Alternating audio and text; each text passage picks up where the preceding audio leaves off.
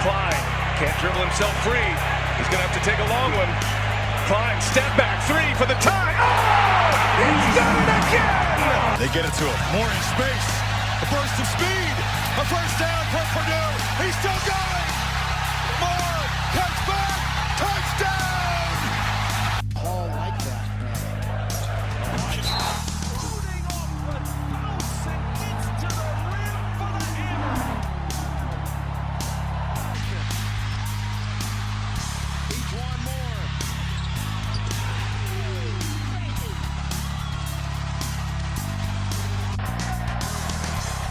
Second down and 10. Offensive line continues to do a great job. Wide open. Got it. Touchdown Purdue. Seth Morales. Holy Toledo.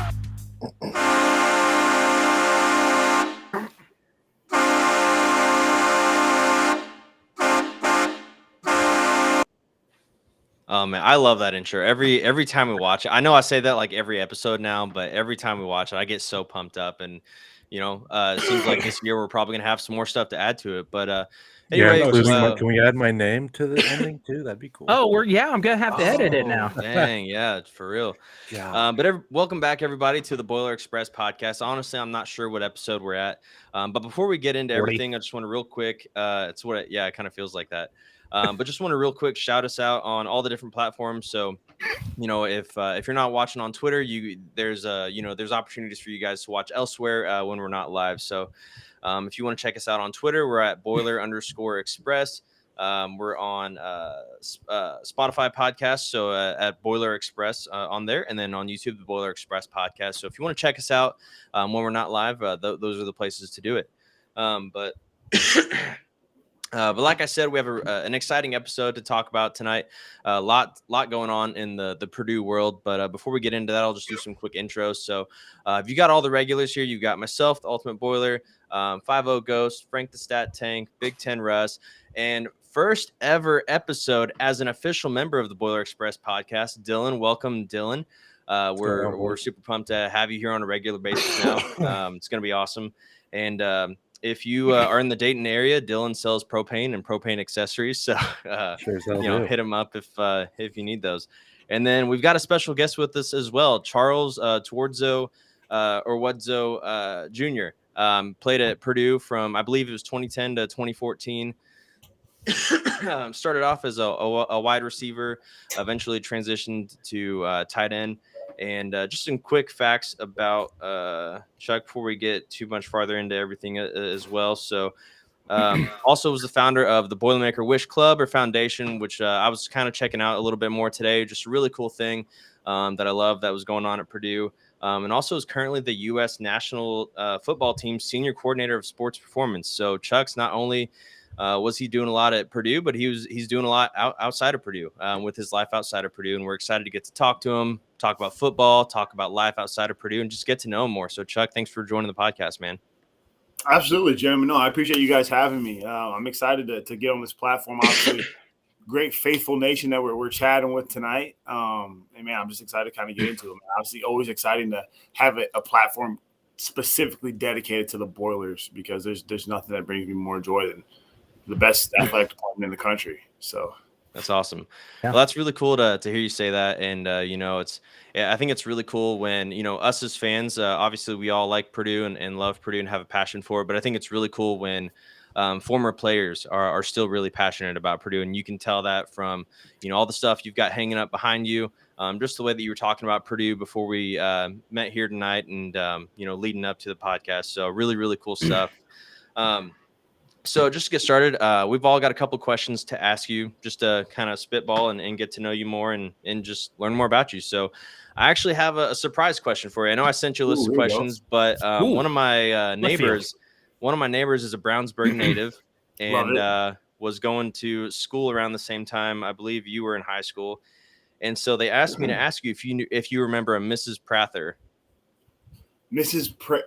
Maybe the pronunciation. I don't know if it was Prather, if it was Prather. I think Miss Prather was a music teacher. Yeah, a music teacher. And okay. Do you remember a guy named? He said you may or may not remember him. You guys were cool with each other, but didn't really talk a lot. Eddie Peterson.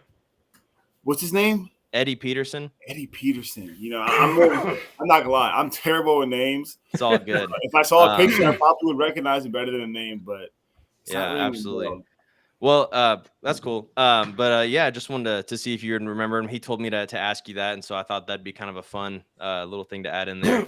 But no, my first question was just honestly starting from the very beginning. So the whole recruiting process, how early were you into your football career when you started getting recruited? And then talk about, that whole process of getting in contact with Purdue and just that whole recruiting process. Man, so that's a great place to start. So my recruiting process was fun, to be honest with you. It was an incredible time. Obviously, things have changed dramatically since then. But so going into it all, I moved to Indianapolis and went to Brownsburg High School. I moved to Indy in 6th grade. Okay. And I was actually kind of embraced by people that are IU fans naturally, right? Whenever you move to Indianapolis or Indiana, which is something that I learned instantly, is that majority of people are going to be IU or Notre Dame fans, are going to have ties to those programs. I use that term extremely loosely because everybody's just naturally fans of those. So initially, I was actually an IU fan when I first moved here, and we went to our team IU camp. Coach Bill Lynch was what I was recruiting me at the time, and then Danny Hope came and basically just kind of dumped the entire tradition of Purdue football on me and my family. We sat in our house in Brownsburg. He told my parents, "Listen, as far as tradition goes and as far as like athletics go and academics as well," was something that they harped on too. Purdue is just elite, which, obviously I can't argue with. And it really sold me from that point forward. The record from the bucket game to the Drew Breeses, and all the clips that we just showed prior to this were a lot of the big reasons why I actually ended up going to Purdue, just because the athletic department and the tradition was just so much more rich, in my opinion. And what I was being shown as well. So that's kind of where it all started. Came to my official visit. Albert Evans was the guy who showed me around the campus a little bit. And obviously Albert is one of the OGs. I actually ran into him this past weekend at the game. Kevin McCarthy, thank you for being with us. I'm back to the board with the very latest. It's an incredible brotherhood, and it's something that has lasted well beyond our years at Purdue as well. So I think I definitely made the right decision. And again, man, I just love everybody who's associated with Purdue because, again, this isn't something like a fandom where you just become a fan of Purdue. 9 times out of 10, you have some sort of tie back to the university and a reason why you're not just a fan just because. So. Yeah, I think that's a really great point and something that I think we all relate to as well. Dylan has that connection with his dad and growing up, going to Purdue games and all those memories that he made growing up. I got into it with my grandpa. I think Chris and Frank went to Purdue and Russ, was a big fan growing up as well. So yeah, it's so much deeper than the fandom. It's definitely not like, oh, this team's good this year, so I'm gonna follow them and check them out. No, Purdue is like, if you're a Purdue fan, we had Markel Jones on the podcast a while ago, and we were saying that, there's no in between. You're either not a Purdue fan or you're all about Purdue. There's not that in between at all. So I think that's a really good point. And I just love hearing your passion, man, about Purdue and the athletic department and just how much you love the school, love the athletic department, and just enjoyed your time at Purdue. So I think Frank's got a couple of questions for you as well to kind of talk about that some more. So.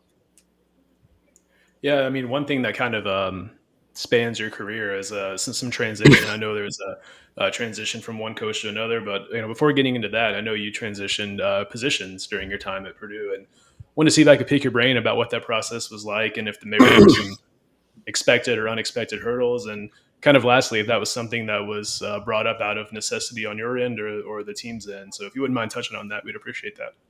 Absolutely. So. It's an interesting undertone, and especially in today's game, just because with the transfer portal being such an active place nowadays. I mean, I saw that in the last 24 hours, over 1,000 athletes have already entered the transfer, and that's just because I don't know if they're not playing. I mean, some of these dudes were starters and were bona fide ballers at their schools are now in the transfer portal. So back in our day, here we go, right? Back in my day, I'm already saying this, but the transfer portal didn't exist, right? Like It was, okay, you're at Purdue University, you're going to be at Purdue for 4 years. And if you did transfer, you'd have to basically sit out an entire year, depending on where you wanted to go. But as far as from wide receiver to tight end, it was there's naturally going to be some hurdles.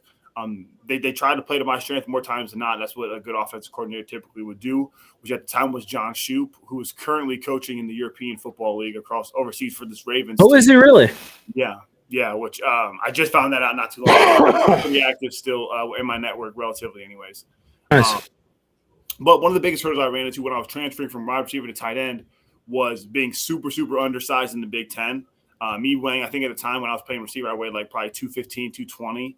And then you think about going up against a defensive end that weighs 280, 290 at Ohio State or Penn State or whatever the case may be. So more times than not, I was flexed out. I wasn't really holding down the edge too much, luckily.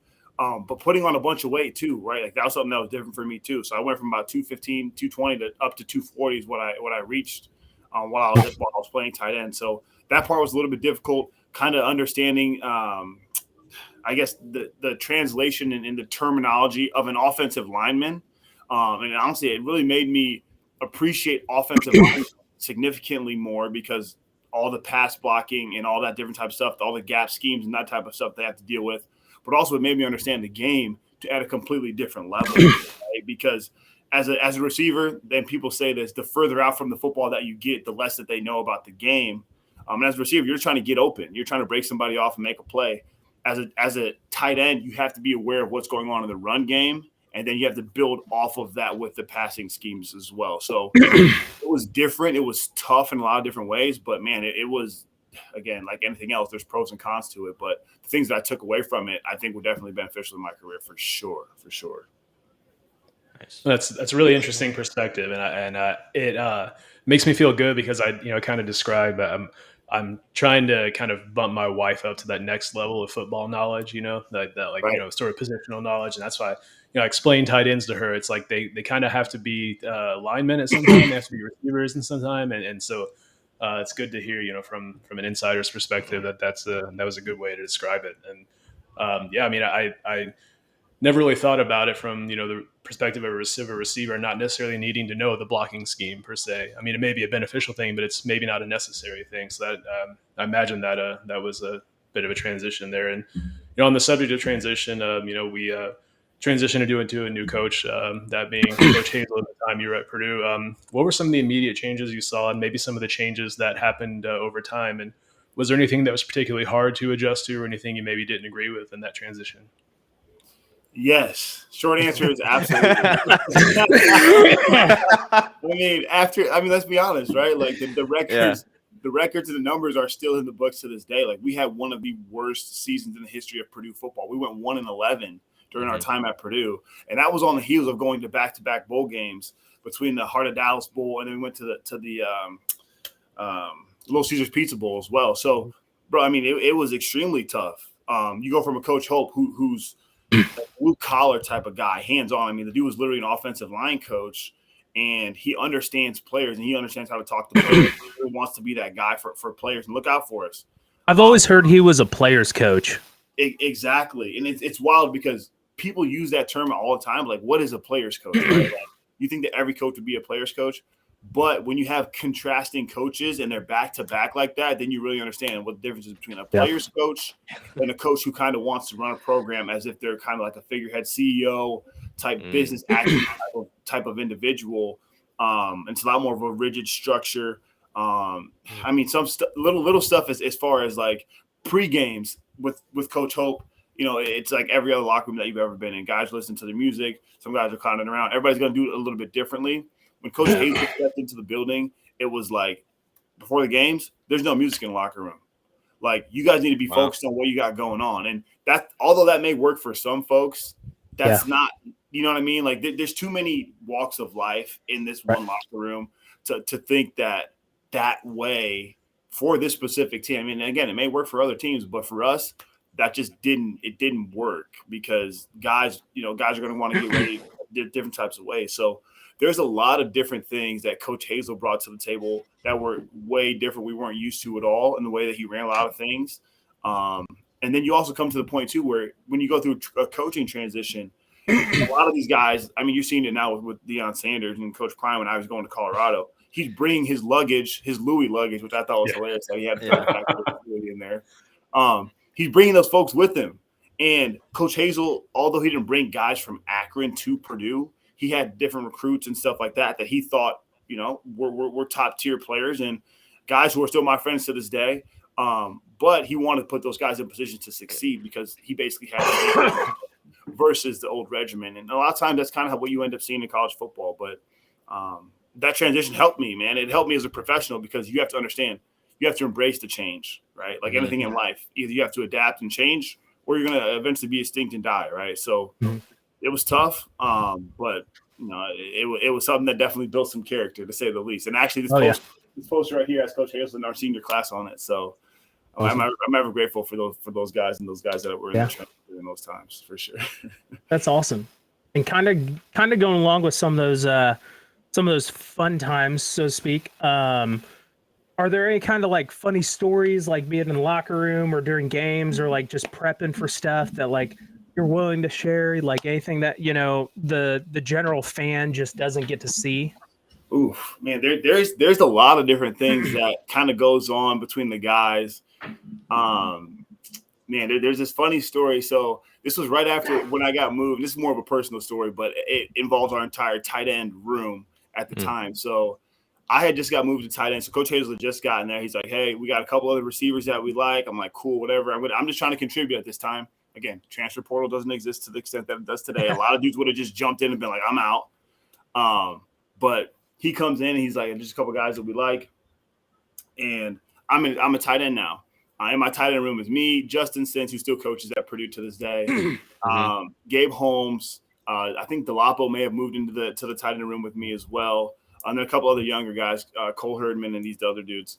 And Friday nights before games, like, we're just college kids. And we're like, okay, well, we're trying to kind of get our buzz on a little bit, right? Like, we're just chilling, whatever. But we're not going to drink because obviously we have a game the next day. I had never done dips before, right? Like, two introductions. So every Friday night we would go to the team hotel. And finally, one night they're like, Chuck, just try the dip, man, whatever. I'm like, okay, cool. I throw a chaw in. And this is obviously you did. Next day. I throw it in, and then I just start getting the spins. I'm like, bro, I don't know if I'm supposed to be feeling this way. Like, what's going on? I end up throwing up and just getting absolutely like just a wicked sickness. I mean, again, it wore off by the next day, but like, as a dude who's had never done that before, why would I feel so confident to do that night before a game? So there was some shenanigans that would take place night before games, man. It was fun stuff and. That's hilarious. I remember. So I've only ever tried dip once, and I remember I put in like the smallest piece, and I remember, dude, my mouth was like drooling from just like all of the.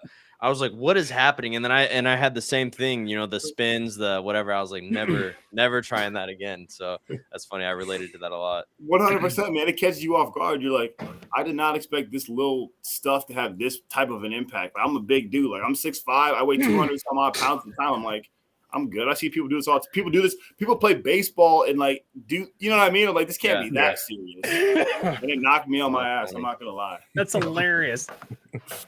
So we talked a little bit about the Boiler Wish Foundation and stuff like that, which is awesome. I love that we kind of like. I've always loved like Make-A-Wish Foundation. I've always thought that was awesome. I love the concept to it.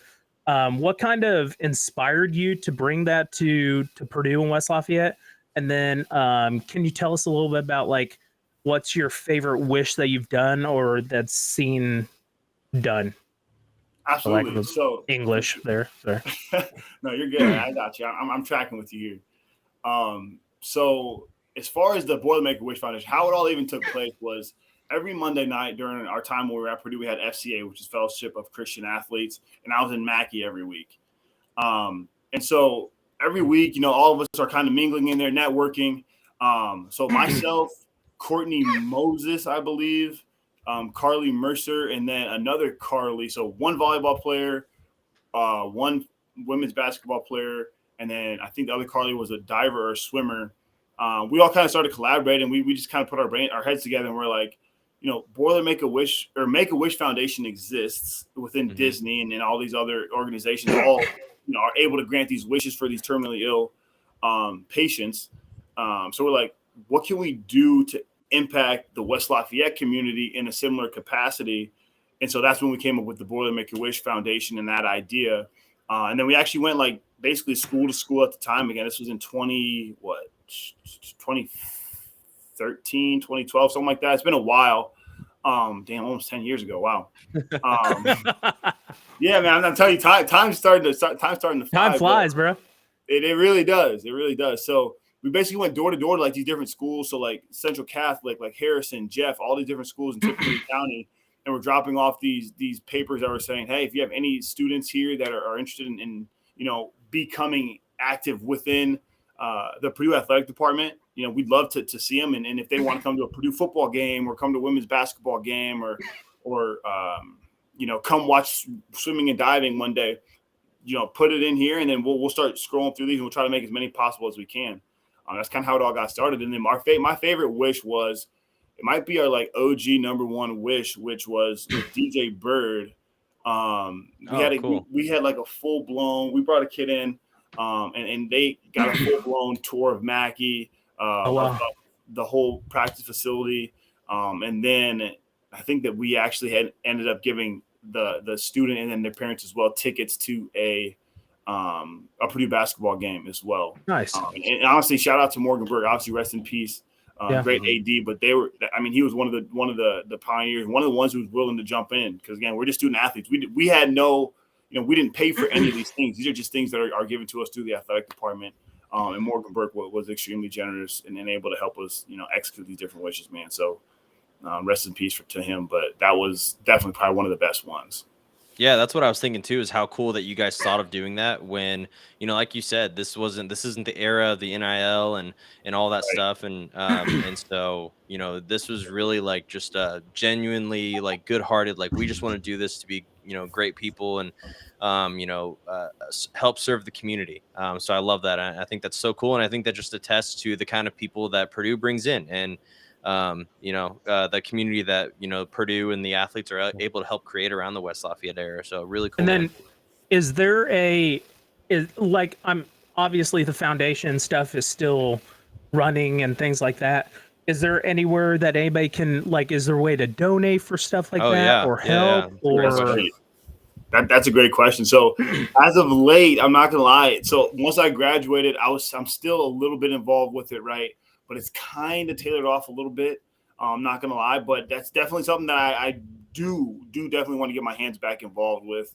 I really want to get it. Yeah, I'm sure COVID really kind of threw a monkey wrench into all that. Yeah, it did. It was tough. And they don't want people that are outsiders coming into the facility if they have been tested, and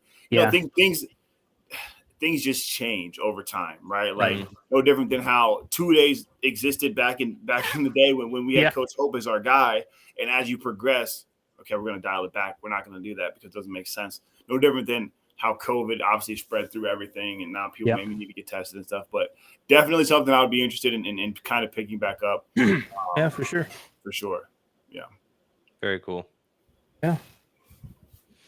Russ, I think it's your turn. Continuing with things outside of just putting the jersey on for Purdue football, tell us about USA football and your involvement with them, and what your role is with them and what you kind of seen with that organization.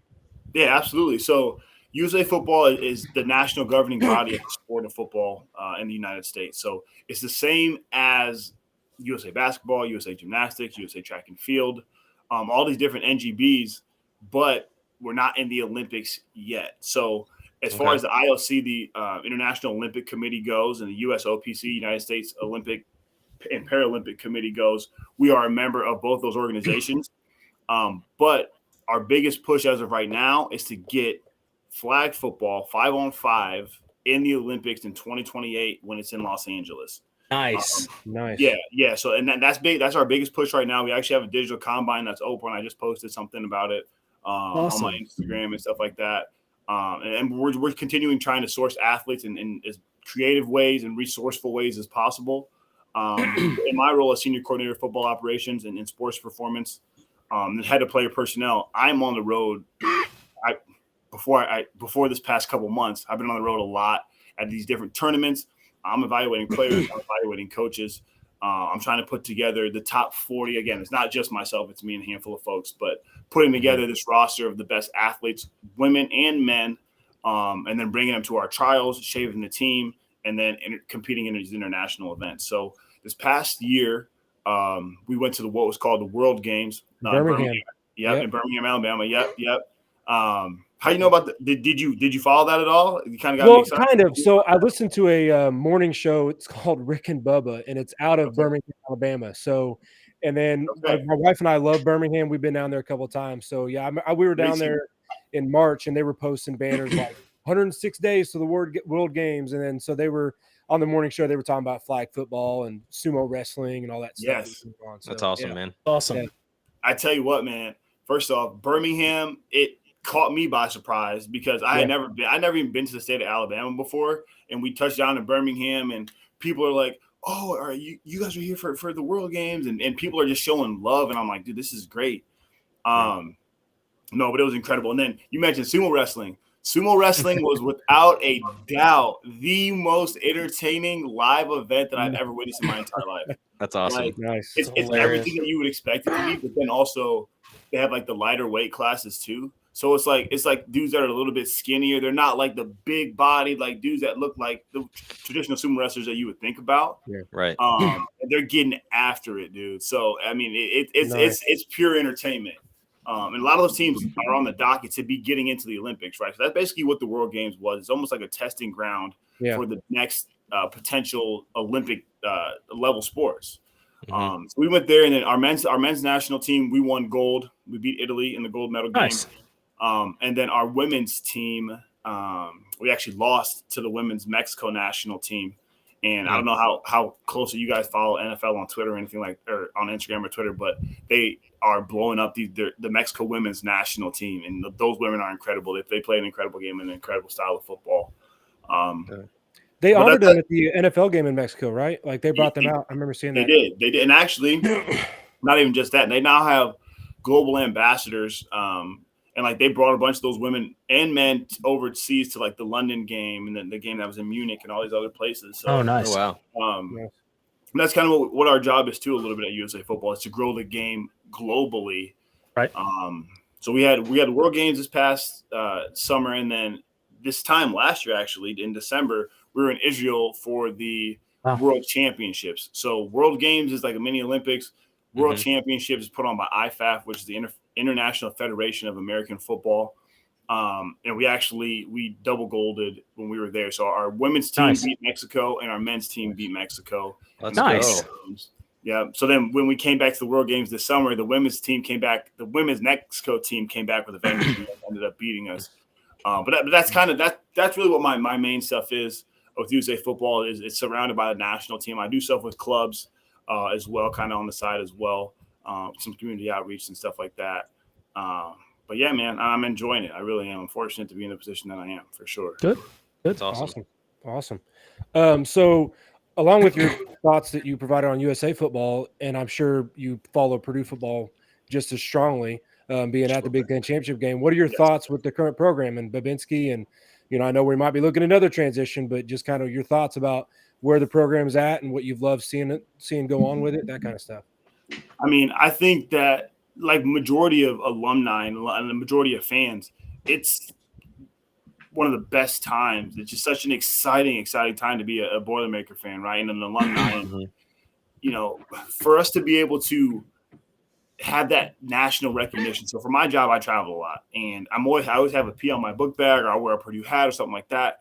And that P is more and more recognizable, and it's starting to get more and more recognition. People obviously have known Purdue, but the more places that I go, the more Boilers that I'm starting to run into. And I mean, we went to the Dominican last year, and we landed in the DR, and some dude was like, "Purdue?" And I'm like, "Yeah, of course." You know what I mean? So it's just like, I love it, man. And I think that is largely in part to just the culture around Purdue athletics and how it's changed. And again, from athletic director to athletic director, it's important for you to be progressive and for you to embrace the change and not, shy away from it. And I think something as small as like a uniform, that's a really good way to kind of gauge how the program is changing and stuff like that. Like when it was back in our day, we got the black helmet finally, and we were like over the moon geeked up. This past year, I guess technically probably the year before last, It might have been 2 years ago.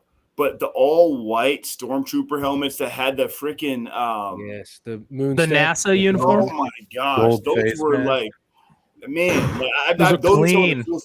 the cleanest things that I've ever seen in a long time. And I think you have to have an athletic director who supports that type of thing. And I think in today's day and age, if you don't have that, then you're going to be lacking behind.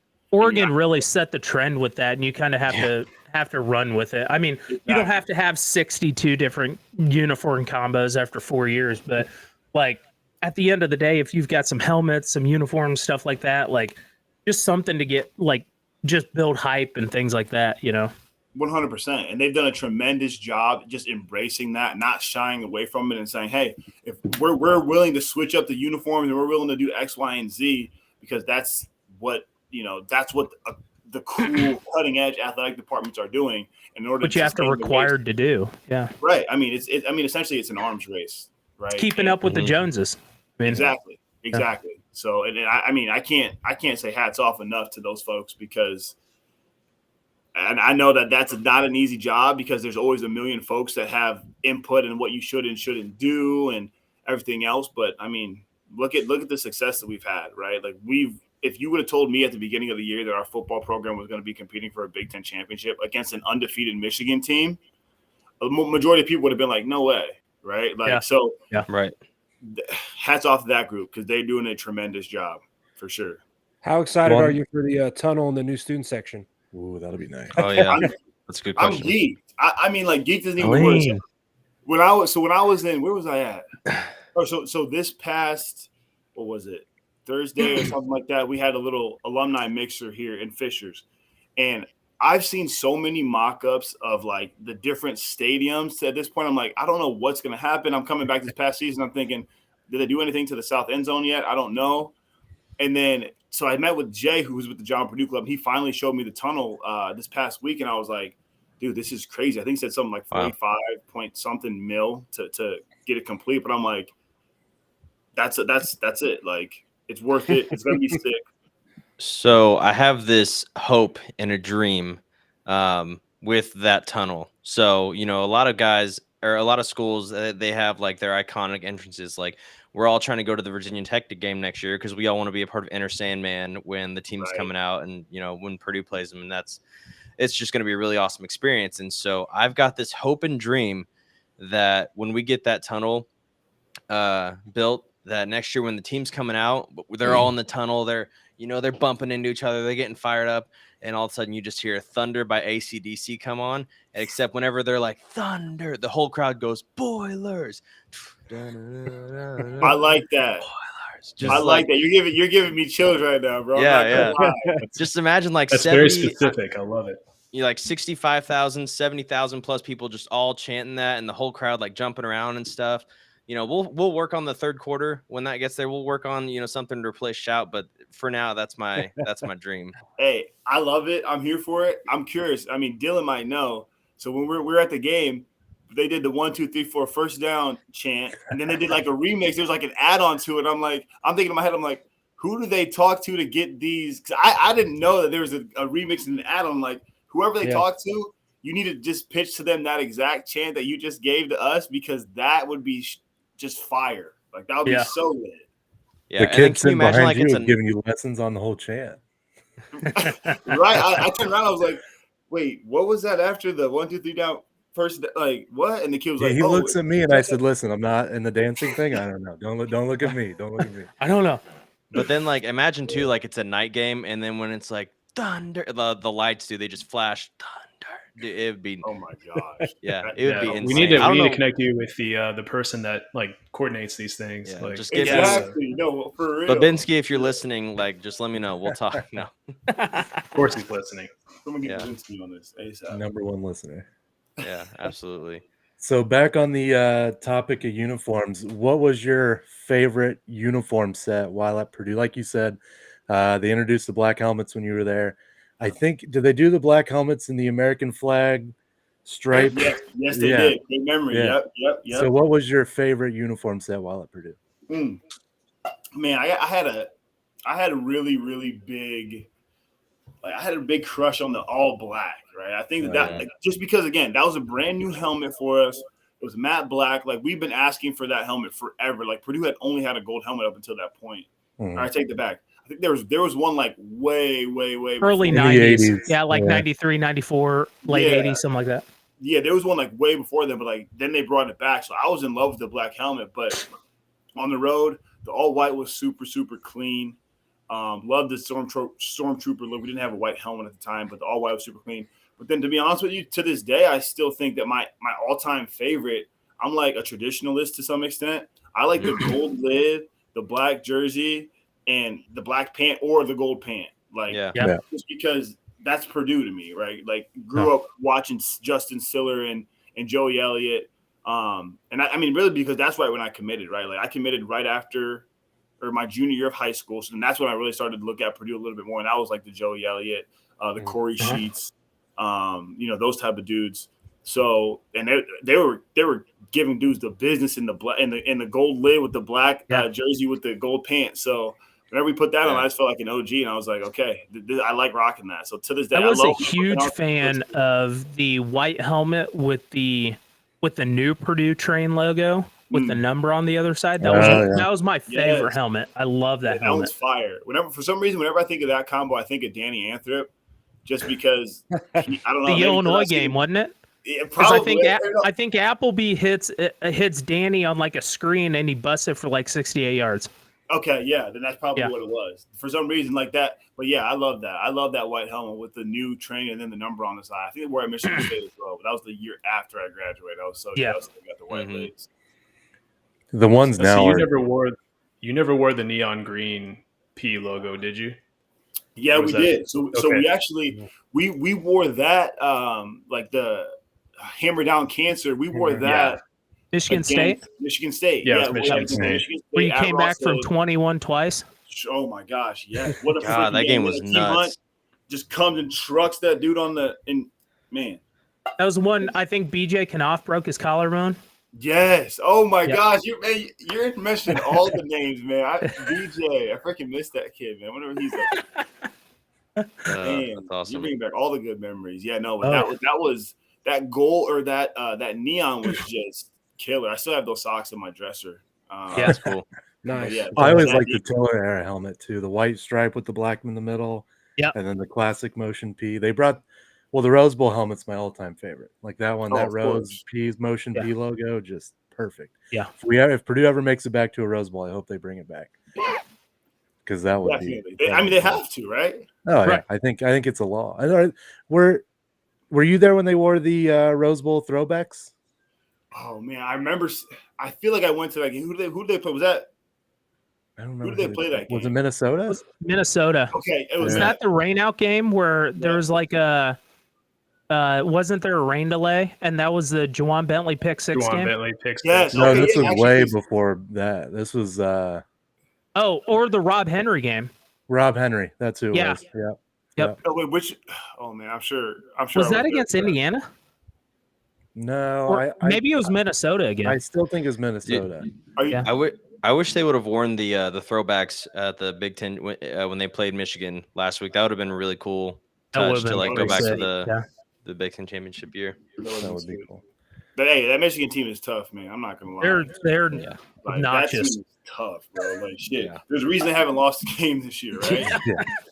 Yeah. So I was like every time. Sorry, every time JJ McCarthy would like go scramble out of the pocket, I'm like, oh sweet, we've got him. He's running on. He's on his heels, like, and then he would just throw a bomb. It's like he did his best work running out of the pocket, and I was like, right. But we couldn't afford to drop anybody out of coverage to blitz him. Like that was the worst part. Yeah. You should have seen Charles in his chair, man. He was about ready to go out there, put on a helmet. He was about ready. We were in the upper rope, man. He was about ready to run down there. We were gonna find some eligibility. He was busy. He was busy with his daughter and his wife making bottles during the game.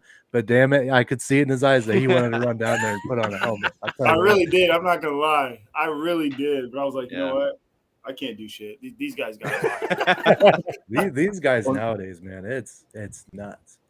How much how did it come up? How much the program puts into their health and wellness and that's the other part of the renovation. That team the team Nutrition center. restaurant nutrition facility or whatever. Yeah. See, I haven't even where seen the, all the ins and outs. stores.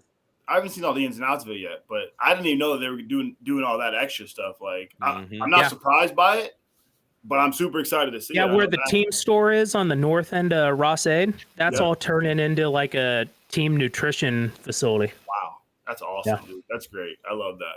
So maybe if they go with a smaller team store, my wife won't take me to the cleaners in the gift shop. So maybe it's a win-win situation. We know who's taking who to the cleaners in the gift Right, shop. right. Yeah, just look behind you, bro. I know. Oh, that's true.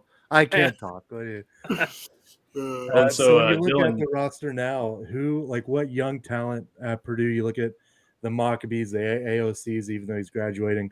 Who on the roster now really piques your interest for the future, the next 3, 4, or 5 years of Boiler football? Absolutely. I mean, so you look at like a player like Maccabee, right? Walk-on kid, unorthodox running style, but extremely effective. Like pivotal to our success. To be honest with you, towards the end of this year, without question. Like he came out of nowhere. I love that. So I'm excited to see how he progresses through the next couple of years. But also, man, like the receiver in me, there's 2 kids that are in that room that I really like. Preston Terrell. So he actually went to Brownsburg High School. Oh, cool. Straight baller, great kid. Super short-handed. I mean, you see what Charlie Jones is able to do. I love Preston for that reason because, again, I've been able to see what he was able to do at Brownsburg, and I love that. Another receiver that I really like is Colin Sullivan. Really? So Colin played for the U.S. national team as well. Nice. Oh, cool. Yeah, he played for our national. I think it was our U16 team a while back, obviously. But again, another great kid, great head on his shoulders, super positive and ready to commit like to the grind and to the work part of it, right? So I'm excited to see what that receiver room continues to do because, we're synonymous with producing these type of athletes. We're turning into wide receiver U as far as I'm concerned, which I love to say because Love it. obviously having been a former wide receiver, Yeah. it's just fun to say. But with the Rondell Moores and the Bells and the Sizzles and everybody else, like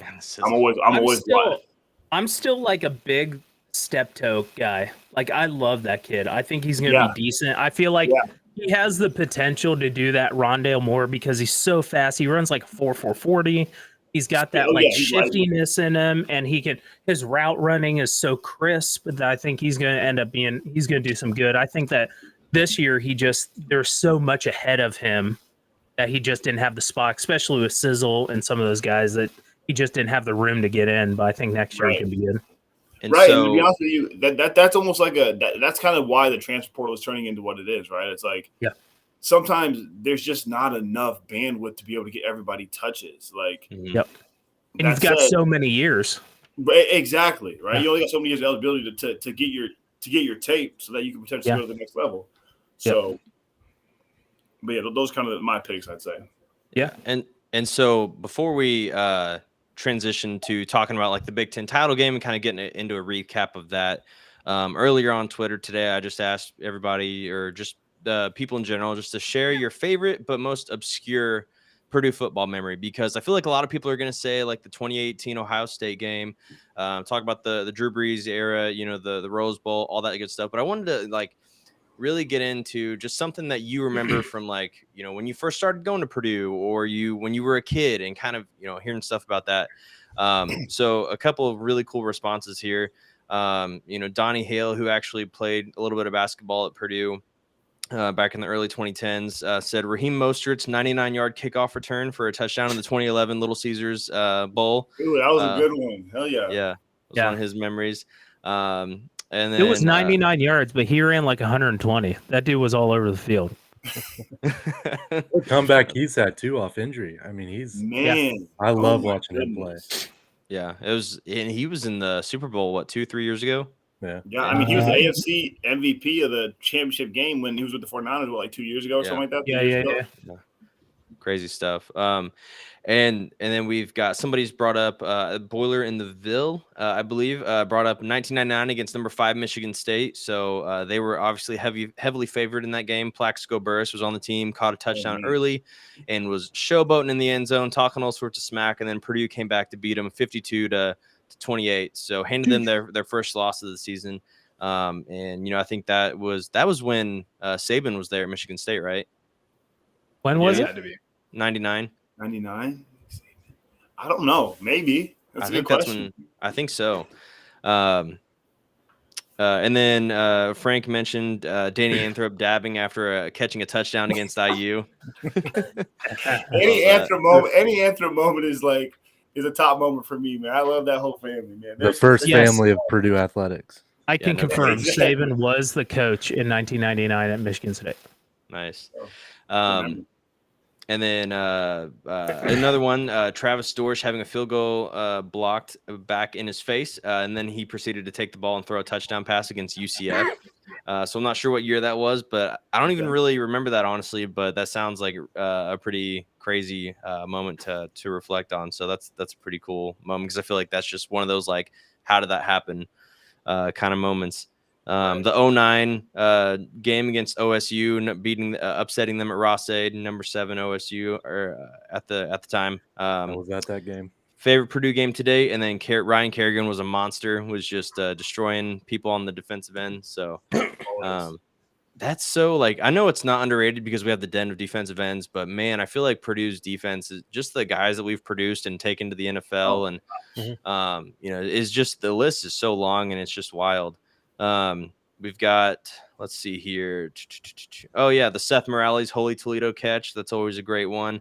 Larry Kaminsky, actually, who I believe possibly played football at Purdue, in 1965, beating the Domers at home and getting ranked number 1 the next week. What's that? Oh, wow. What was that, Russ? Wow. No, you said Domers. I was just like reacting to it. Oh, sorry. I know we don't like Notre Dame, but that's a little rough. Well, he spelled D-O-M-E-R-S, so I didn't know if that was Domers or how that was spelled. And then I put the in 2008 the hook and ladder, or the catch and ladder against Michigan. Yes. Yes. That was the last Purdue game I went to with my grandpa before he quit getting season tickets, and I remember that game was a shootout. I think that was when Rich Rodriguez was the coach. Purdue ended one up of my pulling it out. favorite ones was probably 2004, a 99-yard touchdown to, I think it was Taylor Stubblefield. Ooh, yeah. Against Notre Dame. Nice. At Notre Dame Stadium. There's so many good ones, man. Like, I know. I love it. I love bringing so much nostalgia. I love it. Yeah. Russ, Dylan, did you guys have any off the top of your head, any like obscure? It doesn't have to be obscure, but just like any just random favorite moment you've had from Purdue football in your time? So this year, just being, a fan through, growing up in the Tiller era, and then seeing what happened with Hope and Hazel, and then how it's kind of turned around here, and then going to the season opener this year against Penn State was just like one of the most awesome atmospheres to be like, dude, this is Purdue football now. Like we've, this is what I, and how loud that place was. And then when Chris Jefferson had that pick 6, I mean, I don't know if I've experienced a louder moment in Ross-Ade personally. That place was bananas. So Russ and I actually were at the game together, and that place was insane. Oh yeah. Oh yeah. Yeah. That was an incredible moment, man. I mean, the fact that we're going toe to toe with these, I mean, and that's the thing is, that's what we do as Boilermakers, right? Like, to me, it's no longer a surprise, because I remember this time last year, I think we beat number 8, and this is in basketball. I know you're getting ready to transfer basketball here soon, but we beat number 8 and we beat number 15. Our women's volleyball team was on like the biggest win streak since 2011, and then our men's our football team ended up becoming bowl eligible that same week or something like that. Like, then obviously this year, with us beating Gonzaga, with us beating Duke, and then with us winning the West. It's just like, this is something that, as true Boilermakers, as folks who follow the program and the athletic department, you start to be like, okay, this is who we are now. You know what I mean? Like, we got to start embracing this. Yeah. We've been through the pain. It's time to start to celebrate the fun. Exactly. 100%. Because I still think that a lot of the fan base is like on that kind of teetering edge of like, when does it go bad? When does it go bad? Yeah. Yeah. Yeah, absolutely. So, kind of transitioning now into talking about the Big Ten title game. What an atmosphere sold out game. Obviously it was a little bit heavy Michigan, but that's probably because 90% of those people probably bought their tickets the day that they went for sale, like when the season started, because, they had that expectation and that hope, to be there. But from what I saw and heard, honestly, the Purdue showing and, you guys were a rowdy bunch there. I was hoping to go to the game, but wasn't able to. But just, and anybody can hop in to start, but just general thoughts on the game as a whole and, everything. I would love to hear everybody's takes on it. I definitely think that going into half down 1, I was like, okay, cool. Like I feel good. Like I was freaking out. I'm good. Like I'm definitely not having a stroke right now. Like, yeah, this is good.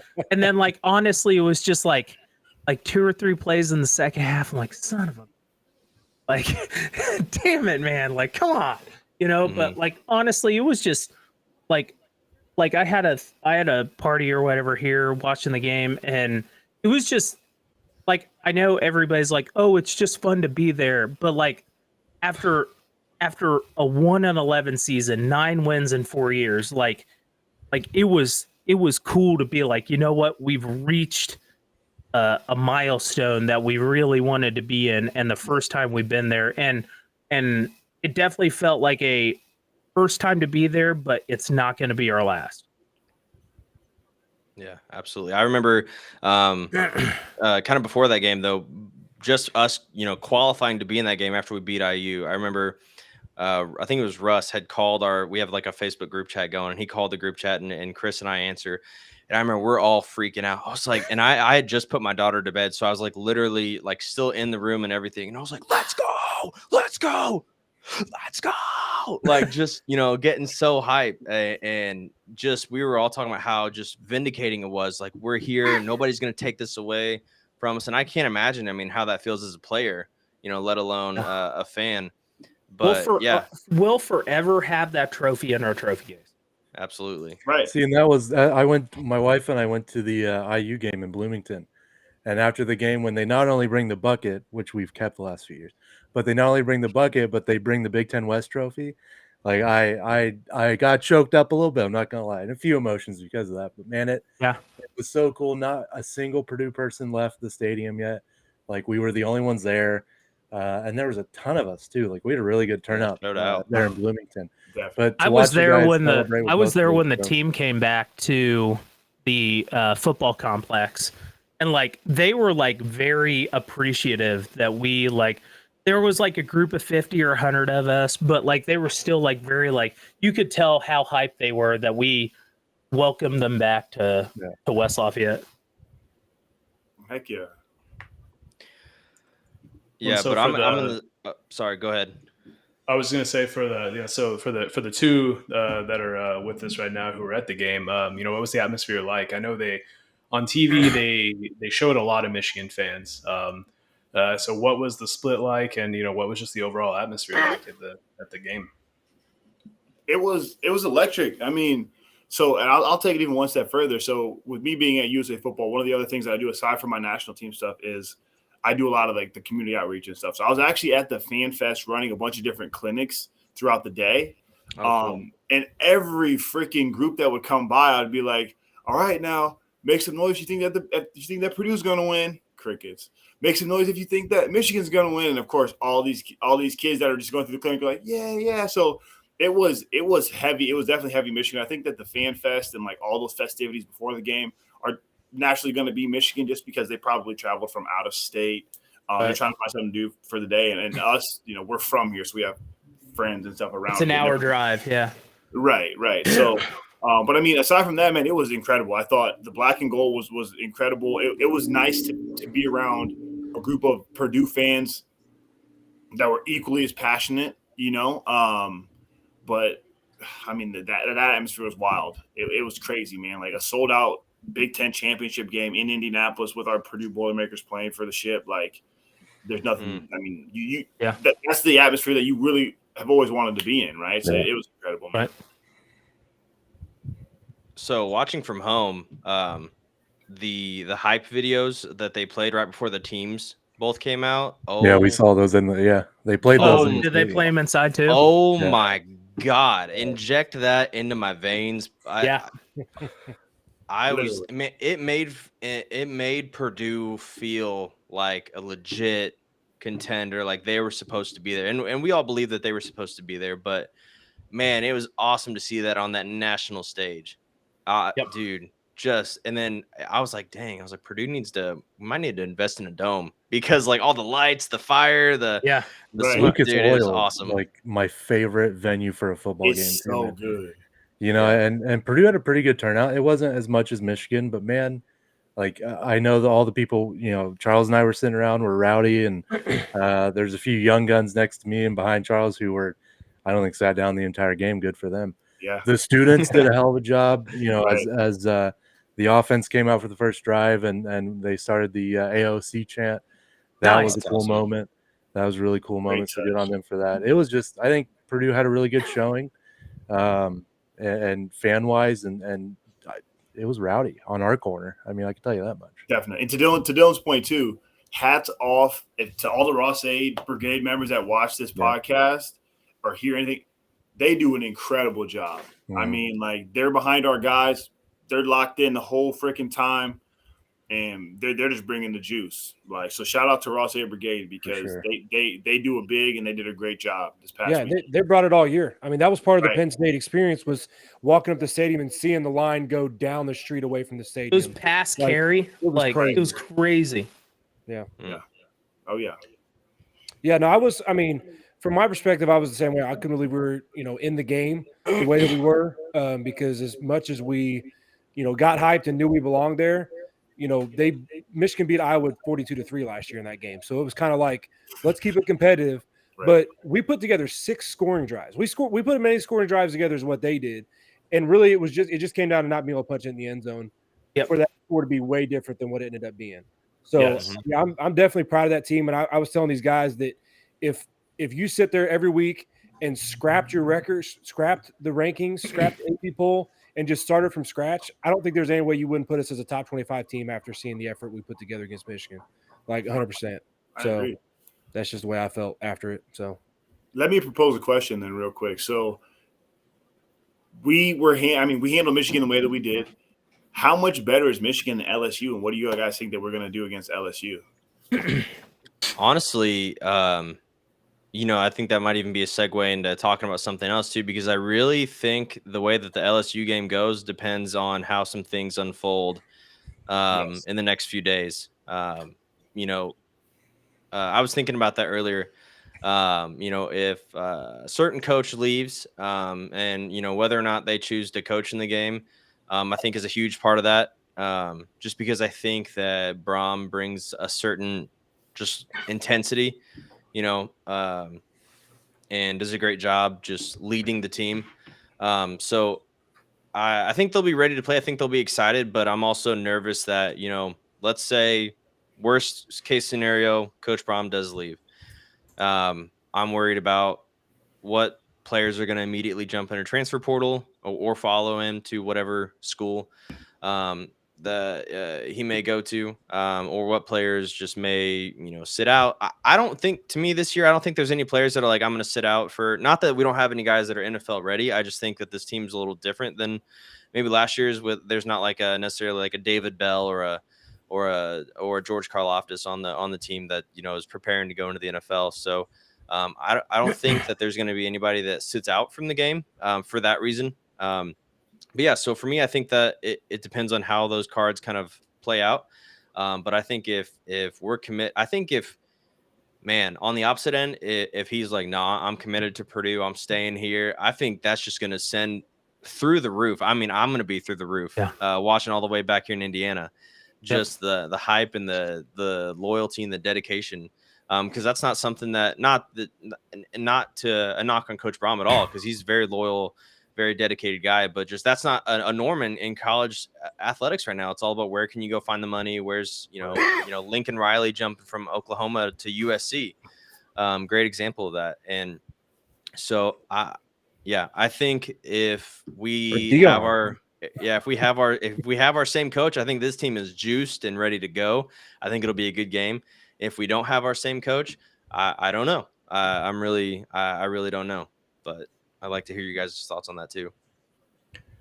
Well, I think my take is, we were talking about how much we're losing this year. We have a lot of seniors. I think for that reason, this is more or less their last hurrah, at least at the college level. And looking at LSU on paper and all the games they've lost, they haven't covered good receivers very well. With the exception of Alabama kind of being the one exception there. So I think it's a closer game than I think it's 6.5 point spread right now. And part of that, I do have my tickets for the game, so I'm hoping for the Purdue win for sure. Definitely. Yeah, I definitely think it could be another like last second field goal type game. I think that LSU is good, but I think that Purdue's not going to back down. I mean, we've seen that pretty much other than 2 games this year. Everybody that we've gone up against, we're like, we're gonna fight, we're gonna play. And I think that is a lot of a testament to what Coach Brom has created for a culture around the program. It's a never back down mentality. And I think that it's definitely gonna play effect into a bowl game, especially if he stays. But I think a lot of these guys have character, and a lot of these guys have a self-respect for themselves, that even if Brom does leave, they're still going to do their damnedest, and they're going to fight and continue to play. And the integrity of the team is still going to be like, you know what, we still represent the P, and we're going to go out and fight. Yeah. I'm interested to see, so with Spencer Holstage going into the transfer portal, big part of our offensive line, huge part of our offensive line, to be honest. I think Malachi, I don't remember how you say his last name. I think it's Preciado. He's kind of going to be filling in that role, or at least that's what I understood. Nick Carraway tweeted, if anybody can do it, why not, Preciado. And so I mean, that's huge, man. You're a freshman, you're coming in, you haven't started a game yet. And I honestly, I'm not sure if he's gotten any reps in. So what a stage to make your mark. What a stage to come in there and just punch another team in the mouth and say, like, my name's Malachi Preciado, and I'm here to, kick ass and take names. So, hopefully he sees it that way too. I would probably be a little bit puckered right now if I was him, but that's why I'm not in college playing, D1 football. So, yeah. Yeah, I think last year we went against a pretty heralded SEC team that we didn't have a chance against, and we had our top 2 receivers not there, a couple of defenders not there, but it came down to the fact that we were able to protect AOC, and he threw it all over the yard. And so I think that's what it comes down to, is if we can protect him without Holstage and without Hartwig and some of these guys, that I think AOC is going to give us a shot, because it's his last hurrah, and he's got quite the storyline, quite the background right now to be playing for. And so I think it could be huge. But yeah, if Brom's not there, his whole staff is like guys he's been with. So what's our staff look like? Are we going to get Drew Brees to come in and be an interim coach like Jeff Saturday? Like, what? That's going to be huge, because it's not just Brom's related to half the guys in the coaching room, like it seems like. So it's not not a normal situation where coach leaves. It's okay. How does he leave and those guys go, hey, we're going to hang out for a little longer? Is that okay? Like that's going to be a big situation. Our grad assistant's going to be coaching the team. Like what, So, yeah. I mean, Louisville's having Deion Branch coach their bowl game, so Breeze isn't out of the question. I think at this point it's just wing it and find out. Yeah. Right. Yeah.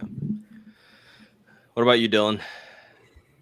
I don't know, man. LSU's tough. I mean, you talk about a pretty well-led team and historic, but like we did against Tennessee last year, there's always a chance. That's why they play the game.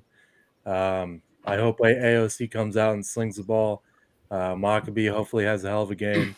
But it'll just be need 80 yards for Maccabee. Yeah. So it'll be interesting. I'm excited to watch it. I was going to try and fly down there. I don't think I'll be able to make it. But yeah, we'll see, man. I'm excited for it and to see what our Boilers put on a show. No, I think those are all really good takes. I think if we were on PTI, I'd be giving Russ a bunch of different points right now, because how he started off saying we weren't supposed to beat Tennessee last year either, right? Like, and we went to freaking Nashville and did it, of all places. So that game was rowdy too. I'm confident at the same time. Also, you have to understand LSU being an SEC school and the type of talent that they typically have on their roster. Who knows how many kids are going to transfer out or sit out for that game? So there's, like you said, there's a lot of different it's not just our bricks team that have to fall in place in order for certain things to take place and materialize. So it'll be interesting, but it's definitely going to be a good game. Yeah, and if you ever ask Russ, like if you ever see him on the street and you ask him about the atmosphere at that bowl game, he's going to tell you that he loves the Tennessee fan base. Absolutely, just I almost posted about that when you posted a thread about obscure Purdue memories, and I was going to post that just because it was one of the craziest Purdue games I've ever been at and been a part of. Yeah, but I couldn't celebrate. Celebrate. It's like me and my dad with 1,000 orange guys around us. Like they were wild. Like literally, they said, Purdue's your 2022 or 2021 Music City Bowl champs, and I was like, yeah, boil her up. And I heard guys look around you, be smart. You want to make it out? I'm like, dude, all I did was cheer. I didn't say nothing bad about Tennessee. I had Tennessee fans flip me off. I had like a popcorn thing thrown at me. Those dudes take it to. I mean, it's the SEC. You saw the guy before the games with a band member, like. Yeah. Oh, that's right. The band members. Oh yeah. I'm just here to play music. Yeah. Did you guys see when they beat Alabama this year? And there were like, there was videos of like student. I don't know if it was Tennessee students or not, but it was like people that looked like they could definitely be the age of like a Tennessee college student, like dragging other like Alabama other students out by like their hair, like, and beating the crap out of them and like throwing stuff at them. And dude, it's wild. It's wild out there in SEC country. I will say Rocky Top in person, it's kind of cool. Like, yeah, I'm gonna say, when all those people start singing Rocky Top and the band's going, it's kind of cool. I'll give them that. But that's it. When Tennessee was in the College World Series this last year too, they had some calls go against them against Notre Dame. They were hosting that Super Regional, I think it was. And they were throwing, beer cans on the field, like booing, like throwing stuff. Like they had to stop the game. Yeah, it was crazy. Yeah, we're too classy for that. So I think that's a good stopping point for football. Talking about the Big Ten game, talking about Charles, your time at Purdue and everything and those experiences, and being in the Big Ten championship was just awesome. But we've also got some other really cool stuff going on at Purdue. Our basketball team's doing okay right now. I guess they're doing all right. National Player of the Year and Zach Edey put up, what was it, 28 points or 27 points in like he put up like 31 points, 23 rebounds. Thank you. Yep. Yeah. So Frank, what do you got on those games for us? Well, I mean, kind of going back to Florida State, I think the game went a little bit differently than everyone kind of thought. We struggled from early, or from the beginning. We kind of missed some easy shots, and we definitely rallied back at the end. And I thought one of the interesting things about that game was Braden Smith, like really quietly almost having a triple double. Like that's like that. He's actually our second leading rebounder right now, which is insane, given that he's the shortest person on the team. Wow. So that's pretty neat. But I love if anyone saw the post game interview with him, where it was asked, like, why are you all kind of struggling to start games? And he's like, we're just missing open shots. Like we're not being stopped defensively. Just shots aren't going in. And I loved his response to that, because that's exactly what it is. I mean, Edey's going to draw so much gravity that those guys are going to have open shots. And at the beginning of the game, they didn't go in, but it doesn't mean we weren't executing. It doesn't mean the game wasn't going well. It just, it's amazing how, shots not going in kind of skews our perception of what's actually going on in the game. But, I thought Florida State made a lot of tough shots. It's a team that hadn't really shot very well going into that game. And they took the shots we wanted them to take. They just went in. You can play great defense and shots will still go in. I think it was just a case of that. I think it kind of scared a lot of the fan base a little bit. They expected more of a blowout. But one thing this team has showed all year is tenacity, and they don't let up. And I think we saw more of that against Florida State.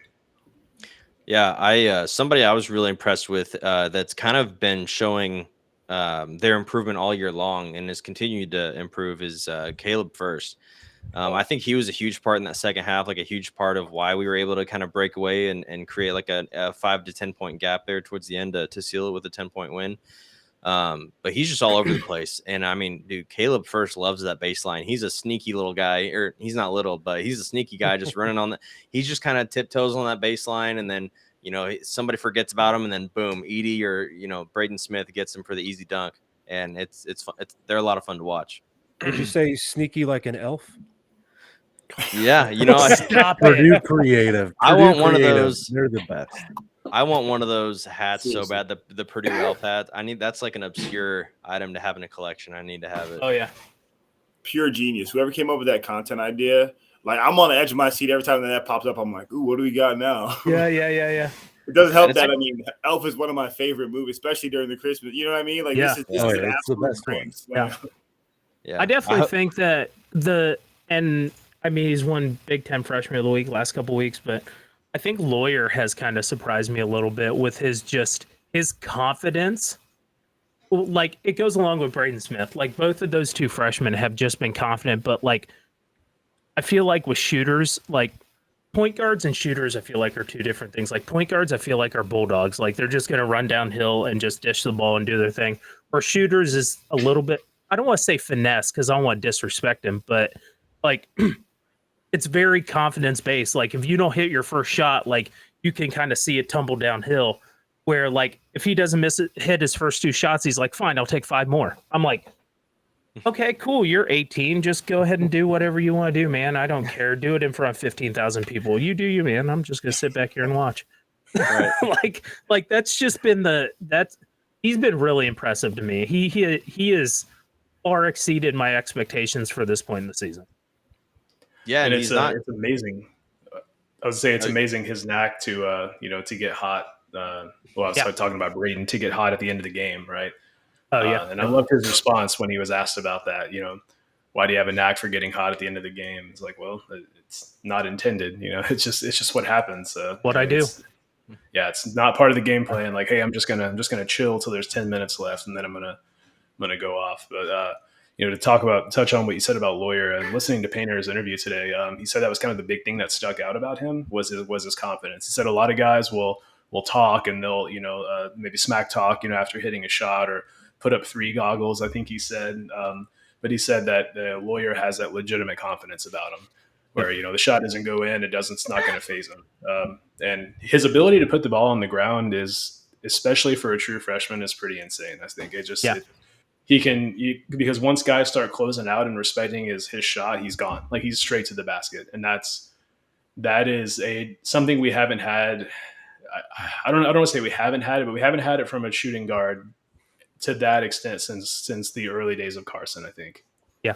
And I want to say like his ability to drive the ball as a freshman reminds me of Sasha and Klein when they were juniors and seniors.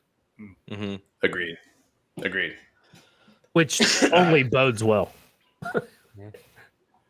Again, the game against Florida State is a game where defense prevailed, and I think I just love seeing a team that seems to hang its hat on defense again, as we kind of got away from that a little bit last year, and it was a game of scoring more points, and you're going to have off nights. You're going to have nights where your shots aren't going in, and the ability to get back and play defense and rebound really well. I mean, our rebounding's been insane. Is something that you can rely on consistently, and B, something that travels. So really liking what I'm seeing from this team so far this year overall.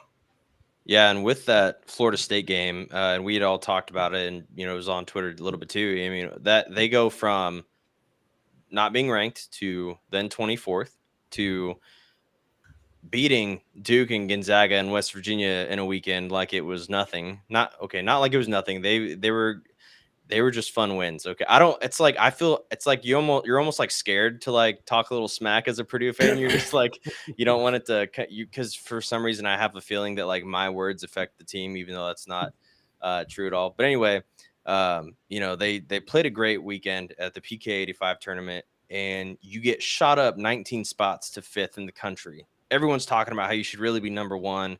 Everyone's talking about how this is unprecedented. and just an incredible showing, and you know, kind of everybody's favorite team right now. And you know, how is this team with 2 starting freshmen going to handle that? How do those freshmen respond in that moment? And I think going to Florida State, you know, show that they can handle that. They can handle that response. They can handle the heat. They can handle sudden success. Yeah, that magnifying glass being on them, which is great. That is awesome to see. Yeah. Like, so what did Painter say last year? Like, when we got number 1, we're gonna get everybody's best, and that's what we're gonna get now. We're gonna get everybody's best, and at least for 2 games after shooting into the top 5, handled it. Yeah. It's funny you mentioned that. You know, after you know, we beat all these different ranked teams, you're cautious to say, you know, we're really good, we're this, we're that, because you look at IU, who goes and lays an egg and gets beat by Rutgers after they just knocked off UNC. I'm like, it happens in college basketball all the time. So I think that a little bit. I'm definitely a little bit superstitious as well when it comes to, our men's basketball. I do not play that juju, bro. Exactly. I'm like, let me not say anything, because who knows what the next week brings. No matter if ask these guys during the IU game and all of the games during the PK5 tournament. I'm one of the most optimistic guys during our group chat. I didn't say a freaking word the entire game. He's usually firing stuff off. He's usually firing stuff off left and right. And like that whole tournament and then the IU game, I was like, Chris, you all right? You good? Yeah. And I'm like, I am not testing the waters. I'm not doing it. I've done it before, and I've felt like an ass because of it. Oh yeah. Yeah. One kind of on to were you going to segue into Minnesota from there, Damon? Yeah, but I'm passing it off. Okay, to you. well, I hate Minnesota. Well, I really wanted to. There's some really cool things about that game. You know, for one thing, we didn't have Mason Gillis. And for anyone who doesn't know, it looks like we're not going to have him next, at least for the next game either, against Hofstra. But you know, Edey had a career game. You know, with both points and rebounds, and he started 1 for 7 from the floor. That's just insane how he can have a career game and just start, you know, as bad as he did. You know, and he out rebounded the entire Minnesota team, which is just inhuman. I mean, the last person to put up numbers like that, you know, was Trevion once against Michigan in a game that we actually lost, and then Biggie. You know, so that's that just to see us win in different ways is impressive. But I thought we did a great job of kind of lulling Minnesota into sort of a notion as to what we were going to do, and then just immediately switching it up and, you know, getting easy baskets off of it. So we're kind of running that Chicago action, and then we turned that into pick and pop once they started hedging and got first 2 open threes doing that. I mean, it was a really well coached game, I thought.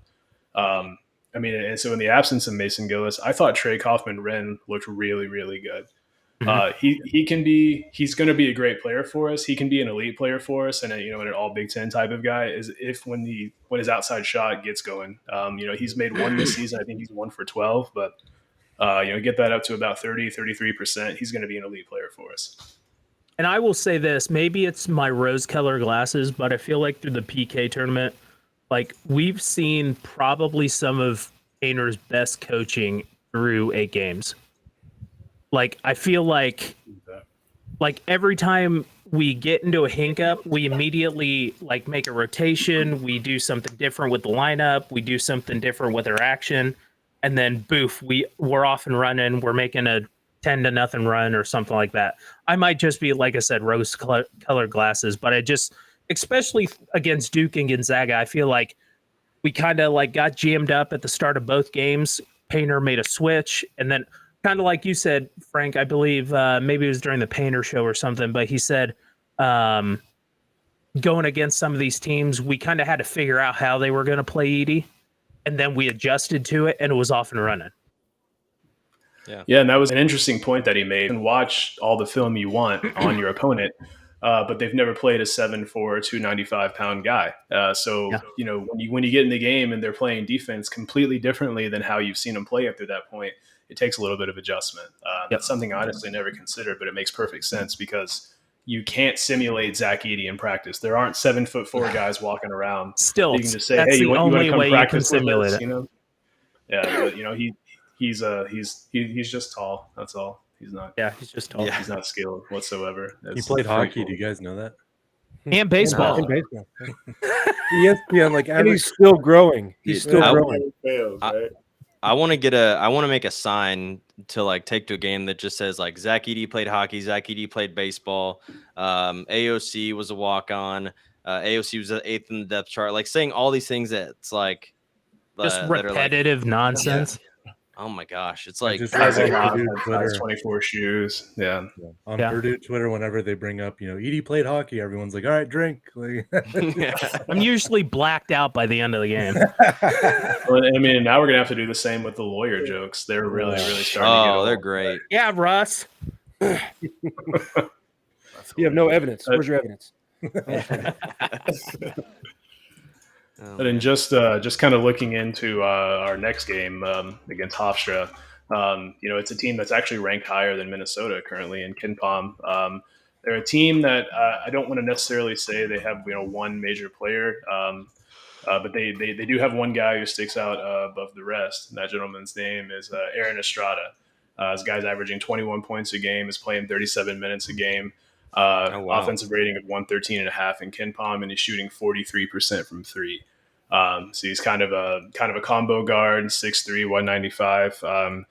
I imagine Ethan Morton gets the defensive assignment on him, but kind of TBD on that. It could be more of a team thing. But Painter said today that his concern about Hofstra is their ability to both catch and shoot and then create their own shots. He said they have three guys who can. You have to respect their ability to catch and shoot, but also drive. So it makes them really tough to defend. That being said, I still think Purdue cruises to probably a 12-point win or so, but I think it's going to be a bigger challenge than what people think, and definitely not a game that should be sequestered to Big Ten minus, as Chris calls it. But my prediction for this game is going to be 72-60 Purdue. Yeah, I feel like we're hanging around in those 70s so far this year. So, yeah, I agree. I'm gonna say it's probably gonna be like 77, 78 to. I'm gonna go 78 to 56. I'm gonna go with that. Yeah, I was gonna Feels do good. like 79-60. Well, and then the reason we're not scoring as many points as maybe last year's team is we're playing a lot slower. So now we're the number one offense in KenPom, which measures how many points do you score per possession. But if you have fewer possessions, you're not going to be scoring as many points. But so with the fact that we're playing slower, we're playing just as efficient as we have in previous seasons. What our tempo's 255? Yeah, averaging 66 possessions per game. Where last year we were about 69. So just those three possessions can you look at that as 6 more points. We're I wonder if that about picks where we up were in last Big Ten season. play. What'd you say, Chris? I wonder if that picks up in Big Ten play. Yeah, I mean, it's actually picked up over the season. We were close to last, in D1 with respect to possessions per game, but it's actually gone up as the season's progressed. So, we're looking to score more in transition than we have in the past as well. I don't know if that's a matchup thing or a scouting thing or just an opportunistic thing, but it's definitely something to watch. And on Saturday we have Nebraska, our first. I'm going to call that our first true road game. I mean, Florida State was a road game, but for all intents and purposes, it wasn't. It looked like it was about 10% full there. You had like 75 people there. Yeah, but Nebraska just knocked off Creighton. Yeah. And we've seen some of the the favorites in the Big Ten go down already. Michigan State, Indiana, and Michigan didn't lose a conference game, but Maryland was in a battle. I don't know the final score of that game, but They're still in it really, right now. They're down 5 with like a minute to go. It's not a game we can overlook for sure. Yeah. Yeah, my 2 cents on our upcoming games, but I'll be excited. Really be excited to see how we play against Nebraska. That's going to be a good test for our team. Yeah, I agree to that as well. I'm excited to see because not only is it our first probably like true road game, but it's also like our first road conference game, and I feel like those just are a little bit more intense. And who doesn't want to knock off probably the hottest team in America right now? So like I think somebody said earlier, now that we're playing the way we are, everybody wants to be the first one to knock us down. So just got to keep our heads on a swivel and play our game, and everything should be fine. I knocked on wood if you guys didn't hear that. Did. Yeah, I guess I'm much more confident with Hofstra. I think it's going to be a 30-point plus win. I think it's going to be, I think Florida State was a struggle because of the travel issues we talked about. Minnesota was our first Big Ten game. But, I think that, this team is starting to kind of, feel out how they're going to play with each other, especially with First playing with Edey more often, them being able to pass out of those doubles better, Lawyer being able to find his shot a little bit better. St. Mary's beat this team at home by 28. So if we can't come close to that mark, I'd be kind of disappointed. I do think Nebraska is going to be that battle that, up until maybe 5-10 minutes left in the game, it's a 1 or 2 possession game. But I don't think Hofstra is going to be a terribly tough game. But especially if we've got a headband Zach out there. Yeah. Hofstra's big area of struggle has been rebounding. And that's arguably our biggest strength. So, if those trends continue, because as we've learned, past trends don't always predict future trends, but assuming those trends continue, that could be a major factor in that game. Agreed. Chuck, Dylan, how are you guys feeling? I'll say, Russ, you're on. I'm tracking with Russ pretty good today, man. I think it's pretty much going to be, in my opinion, this shouldn't be too much of a competitive game. This should be one of the ones that we really want to run away with early, just from a mismatch standpoint. And frankly, we should be outgunned.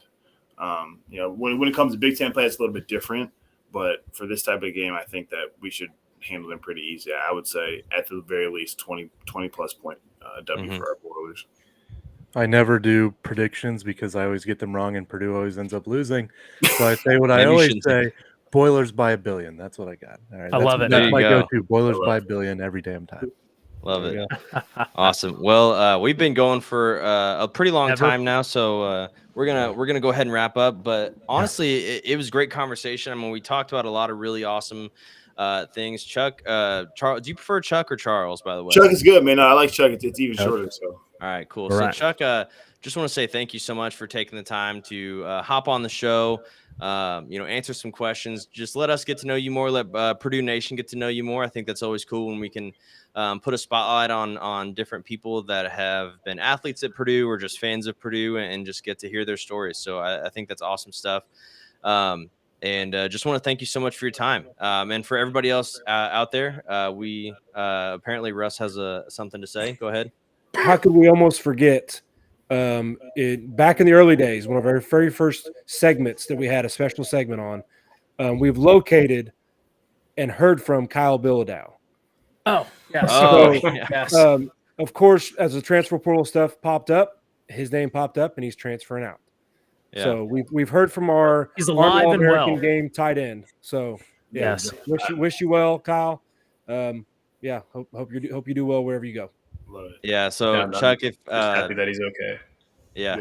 So Chuck, we were at the beginning of the year, we were talking about football before the season even started, and we were like kind of doing a preview, and we were talking about tight ends, and I was like, wasn't there some guy that was like this big recruit coming out of high school, was in the All-American game with Karlaftis and Bell, and I was like, I swear, but I can't find him anywhere. Russ was actually the one that pointed it out, and it was Kyle Bilodeau. For whatever reason, I think just stepped away from the team this year and kind of focused on just academics and is transferring out. And so we were all like, celebrated whenever he posted that because we're like, he's alive, he lives, because you don't find right. You can't find anything about him anywhere. There's no explanation. He just vanished from the roster one day. Nothing about it. Well, honestly, hats off to this group of men on this podcast because y'all keep great tabs on the athletic department and a lot of stuff that goes on because there's a lot of stuff going on within Purdue athletics, and y'all got it licked pretty dang well. So hats off. Thank you. Yeah, I appreciate that. Yeah, very much. But yeah, everybody, just want to say thank you for taking the time. If you're still listening right now, I'm going to put a little spoiler in there for an episode a few weeks ahead from now.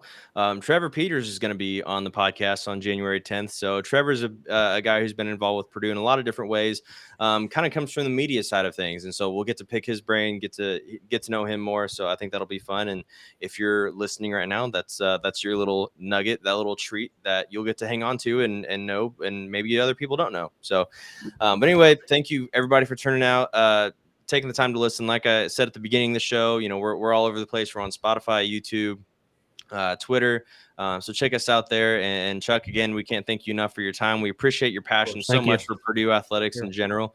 And, boiler up, hammer down, and let's go. Be Hofstra. Awesome. Appreciate you guys having me.